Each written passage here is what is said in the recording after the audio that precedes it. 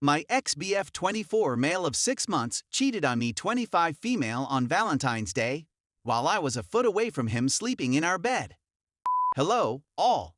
As the title says, my ex-BF, let's call him John, cheated on me on Valentine's Day, well, more like later on in the night. We had a nice celebration for the day by eating sushi for lunch and sharing a few kisses. John was my first real relationship and my first boyfriend, so I'm still processing the betrayal and the shatter of my trust in him. After a somewhat tiring day at work, I had went to bed a bit early, 10 p.m., and quickly fell asleep. A few hours later at around 1 a.m. on Saturday, I wake up and realize that John is not sleeping next to me as he should have. The lights are still on in the room, and I look for my keys, and they are not there. See, John does not own a car, I do. So, I panic for a bit, and this is the second time something like this has happened, and text him asking where John is currently at. John replies back, saying, I'm at the gym. I didn't want to wake you, so I went by myself. John then asks if I wanted to come along with him to the gym, but I decline and tell him that I was worried where he was at. Well, I lay in bed worried and sick to my stomach, still, and this nagging feeling in my gut tells me that something is off about this, yep. And I do not go to bed until I hear my car alarm go off to lock it at around 3:30 a.m. John comes home, I hear him go to the refrigerator and I hear him pop open a bottle of beer. Within a few minutes, John joins me in bed, and this is where I start to ask him why it took him so long to be at the gym. John, I actually went to the casino after and chilled there for a bit and then drove around town. Me, oh, are you okay? Did you want to talk about something, John? I'm okay. Just dealing with some issues. Me, long silence. I thought you were out with someone or something like that, John. A few seconds pause. No, baby. I wasn't out with the nearest park and just sat in my car figuring out what to do. I return home an hour later, wake John up, and we have our talk. John tells me that he went to someone's house in my car, drove 7.8 miles out, and went there to just talk to them. He said that they did some kissing and touching but no sex, as John said that even though they looked like a woman, they were a man. I couldn't believe it. I was truly blindsided. Let me let you all know this though. John and I never yelled at each other in our relationship, but on that morning, I raised my voice and asked him to explain everything in detail.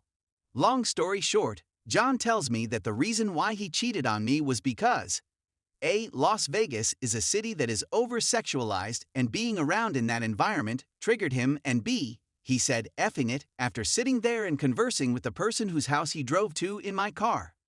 So essentially, John said to himself and to our 6-month relationship, effing it, as he got up from the Monday, March 23rd.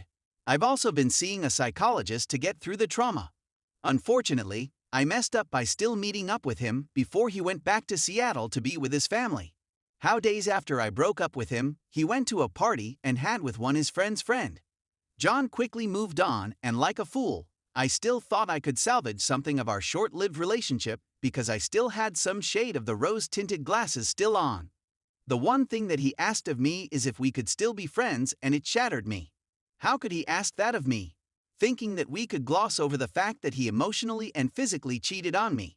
And on one of those days I ed up by hanging out with him, he said the following: I don't want to go through all that work again of meeting someone new and getting to know them. I already did all that work with you. Please, let me take you out on Wednesday or Thursday if you're free. I have it written down and anyone, I promise. Well, we share some kisses and tell each other good night.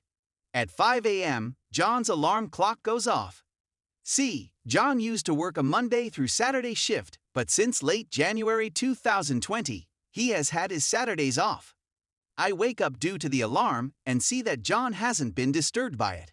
So, I reach over and turn off his alarm. I decided to unlock his phone to change the alarm settings, and lo and behold, what do I find as I pull up his menu screen? John has an Android device.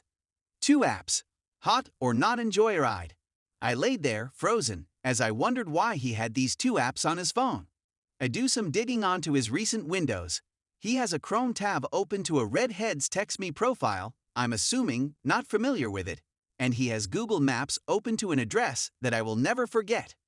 The image of the red head and the address are burned into the back of my mind, and my body just tells me, run. So I quickly dress, leave the apartment, and take my keys and drive off to the Google Play Store. I had seen a couple more apps and downloaded them all again. Logged in, luckily, John joined those apps by connecting his Facebook account to them, and was able to read every effort he put into all those dating/casual sex apps and all the messages he sent or was sent. Everything I found painted a different picture of the man I thought I knew. The really S*******Y thing. He chose 2 particular photos that I knew we had taken together and cropped me out of them. One from Zion and one from New Year's Eve. And the person whose house he had drove to that Valentine's Day night to. I remember the conversation as if I read it yesterday. How John was looking to have sex with someone to celebrate the day, and knew that even though the person was a transgender female, said, "Is it okay if I've only been with women before?" And after some more conversation and sharing of pictures, the person sent their address, and along John went. I've done no contact with John since this. Care of John when he immediately fell ill at work. I will never forget the look on his face as I brought him some tomato soup with toast and some juice to drink. I will never forget the times when John would sometimes tell me while we were showering together that there are some things in my past that I've done. Or when I would always give him a back massage, he'd ask me, "Why are you so good to me?" And I would always reply, "Well, because I love you." And I'd kiss his back or neck after saying that. The following Tuesday, I moved back in with my mother and took all of my belongings with me before he got home from work. I broke up with John over text, and looking back on it, that's what he deserved. I'd remember waking up on Sunday morning and I felt as if some things about John's story still didn't add up correctly. I go through everything on his phone. From old messages and contacts, he blocked 2 individuals and surprisingly, found that he searched for casual apps on the chair after playing video games. John changed out of his shorts into pants, took my keys from the key holder, and took my car to go cheat on me with another person. I've asked him if he ever thought of me during the whole process, and apparently, an image of me flashed across his mind as soon as he got to the house. Liar. He never thought of me.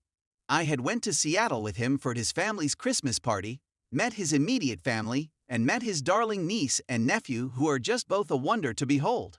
I had chosen a Jeep rental for us so that we could drive around Seattle without worrying about transportation. Sometimes, a couple of days before payday, he would ask me for money to help him get some weed or groceries. I gladly forked it over because I knew he would pay me back. I've been there for him when he relapsed from his heroin addiction 2 months into our relationship. Let me tell you, I was very ill-prepared and did not know he was a heroin addict until then. I took labeled as in my Google Notes app to remind myself that if I continue to play into John's hands after NC, I'm the fool. The day I told John that I wanted to go no contact with him, I had told him that I did not want to be someone's second choice. I still remember the silence after I said that. How I asked him where did I go wrong, and how John replied, "You did nothing wrong, my name." John even said later on that he wanted to settle down with me and have children with me. I told John, however, that he was the one that broke my trust in him, and how could he ever work to fix my trust in him again? So I ended the call, sobbing, saying I'm sorry, I love you, take care, and that was that. Thank you for taking the time to read through all of that. It's been a tough few days since NC, and to be honest, I wake up every morning saying in my head, or out loudly, "F you, John. I'm graduating in 2 months, I'm on my own path to healing and recovery from all the baggage you have that I carried by trying to fix you and the trauma you've caused. I am lucky to have my family and friends to be there for me when I need them. It sucks considering recent events going on, but I can't wait to go back to the gym. Go apply for better jobs and maybe join the Peace Corps or Army Corps. Good luck, John. But also good riddance." And to this day, I agree with my uncle that the alarm clock going off at 5 a.m. was truly a divine intervention. I hope you take some time to reflect on yourself, but to be fair, I need to truly look inward and work on myself as well.